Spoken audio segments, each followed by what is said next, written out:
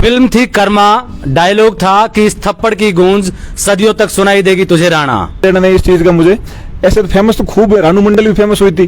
क्या है आज ऐसे आते रहते हैं जाते रहते। गैमलर नागौर से आता है, चाहे नागौर से अगर कोई गाली देगा चाहे मेरे गांव का ही क्यों हो और मेरे परिवार का ही क्यों, जो गाली देगा तो उसके लिए तो यही चीजें हैं। पीछे मुड़ के वापस थप्पड़ मारी, उन लड़कों को कह रहा भाई गालियां मत दो आप, ये जाते जाते मेरे को गाली दे रहा था तब इसको थप्पड़ मारी।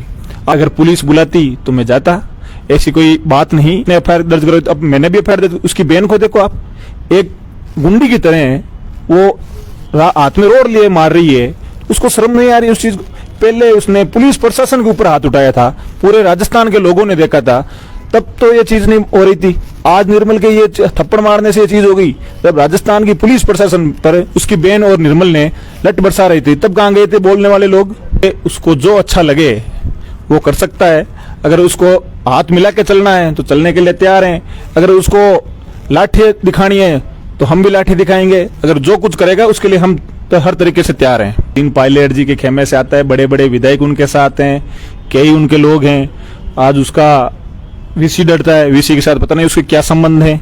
आज कांग्रेस गवर्नमेंट से वो नेतृत्व कर रहा है, सीएम साहब के साथ उसका अच्छी बैठक है, उठ बैठ है। तो आप बताइए, तो वो करवा दिया होगा किसी प्रशासनिक से फोन, तभी आज प्रिंसिपल ये चीज कह रही है, कभी वीसी कह रहा है ये चीज, आज नहीं बुलाया। फिल्म थी कर्मा, डायलॉग था कि इस थप्पड़ की गूंज सदियों तक सुनाई देगी तुझे राणा। ऐसा ही कुछ वाक्य कल राजस्थान यूनिवर्सिटी में हुआ। कल राजस्थान जयपुर के महारानी कॉलेज में छात्र संघ उद्घाटन का कार्यक्रम था। वहां पर यूनिवर्सिटी के छात्र संघ अध्यक्ष निर्मल चौधरी कार्यक्रम में पहुंचे। वहां पे पहले से मौजूद यूनिवर्सिटी के महासचिव अरविंद जाजड़ा जी मौजूद थे। इन्होंने उस पर थप्पड़ मारा। क्या ये राजनीतिक एक स्टंट था पब्लिसिटी पाने का, या इसके पीछे कोई और वजह है? हम बात करते हैं अरविंद जाजड़ा से। अरविंद जी, बहुत बहुत स्वागत है आपका हमारे चैनल पे। जी नमस्कार। देखिए, ये कोई सोची समझी चाल नहीं थी। हम दो जने गए थे, वो दल बल के साथ आया था, वहां पे वो गाली देने लगा, तब जाके उसके थप्पड़ मारी। आप उसको पूरे वीडियो देखना, मैं पीछे मुड़ के वापस थप्पड़ मारी। उन लड़कों को कह रहा भाई गालियां मत दो आप, ये जाते जाते मेरे को गाली दे रहा था, तब इसको थप्पड़ मारी। आप देखना उसमें वीडियो में गौर से, ये मैंने उसके घूम के मारी थी। मैं इसकी नहीं तो कोई पब्लिसिटी से फेमस हूँ, न कोई बात, इससे कोई लेना देना नहीं इस चीज का मुझे। ऐसे तो फेमस तो खूब है, रानू मंडल भी फेमस हुई थी। क्या है आज ऐसे आते रहते हैं जाते रहते। गैमलर एक चीज होती है, कुछ समय के लिए होता है फेमस। कोई भगवान किसी को ऐसे पैदा नहीं करता कि ये फेमस जिएगा। आदमी की चिंता और चिंता में बहुत दिन का फर्क होता है। आदमी सोचता कुछ और है, करता कुछ और है, दिखाता कुछ और है, कथनी और करने में बहुत फर्क होता है। राजनीतिक गलियारों में ये चर्चा है कि आप दोनों एक ही जिले से आते हैं, नागौर से, और दोनों के वर्चस्व की जंग है। क्या ये सही है? देखिए, बात ऐसी है, मेरा और उसका कोई गांव का, उसके गांव का हालांकि मुझे पता नहीं। मेरा गांव खरनाल के पास जो तेजा जी का स्थान है, उससे 4 किलोमीटर दूर है। एंड मेरे को ऐसे फर्क नहीं पड़ता कोई नागौर से आता है चाहे नागौर से, अगर कोई गाली देगा चाहे मेरे गांव का ही क्यों हो और मेरे परिवार का ही क्यों, जो गाली देगा तो उसके लिए तो यही चीजें हैं। ठीक है, तो इसके बाद में क्या आपको लगता नहीं कि इस मामले को लेकर आप पर एफआईआर हुई है?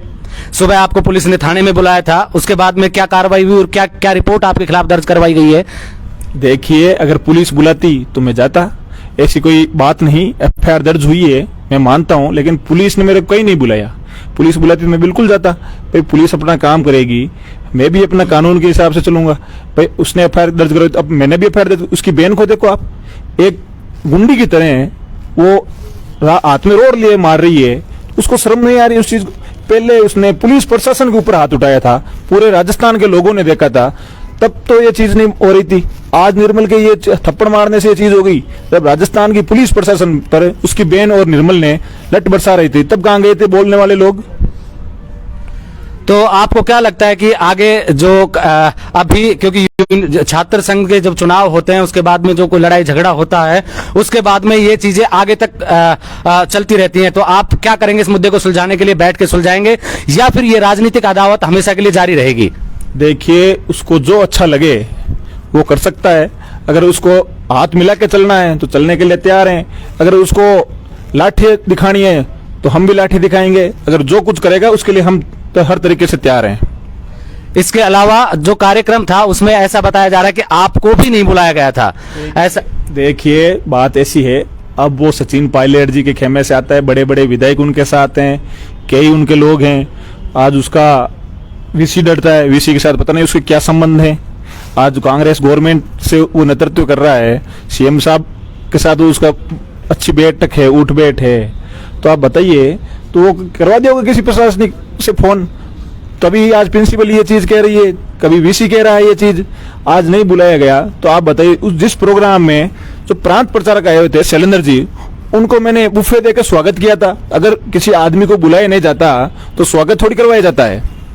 नहीं, वो तो जब आप यूनिवर्सिटी के महासचिव हैं और एबीवीपी से बिलोंग करते हैं तो ये तो एक शिष्टाचार के नाते भी आप जाके वहां स्वागत कर सकते हैं, लेकिन क्या ये आरोप सही है, मैं ये जानना चाह रहा हूं बस। देखिए, उन्होंने मंच में 3 बार नाम लिया था, स्वागत है, अरविंद जाड़ आए, और दूसरी बार उन्होंने बुलाया, मैं नीचे जाके बैठा छात्रों के साथ, तब ये बात हुई कि वहां पे ऊपर बुला के कि अरविंद जाजड़ा जो छात्र संघ महासचिव है पधारें और शैलेंद्र जी का स्वागत करें।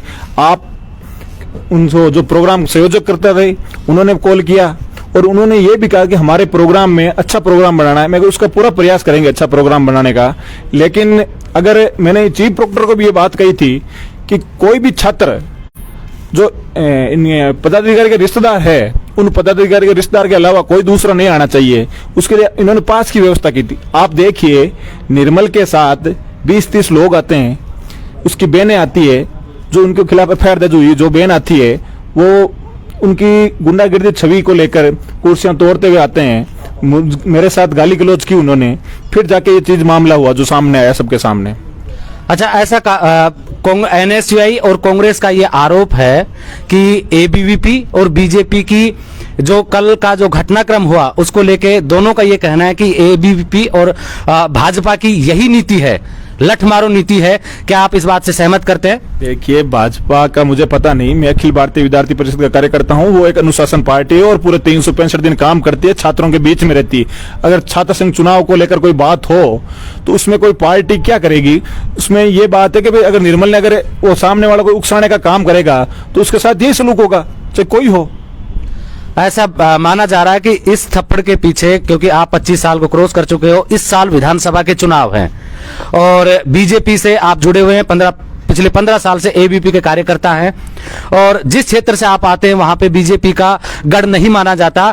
क्या आप अपनी दावेदारी पेश करने के लिए या आला कमान की नजरों में आने के लिए आपने ऐसा कुछ किया? देखिए, फिलहाल मैं एबीपी का कार्यकर्ता हूं, वहां पे राजस्थान यूनिवर्सिटी का मास्टर, और नागौर में देखिए कौन कहता है कि बीजेपी का गढ़ नहीं माना जाता।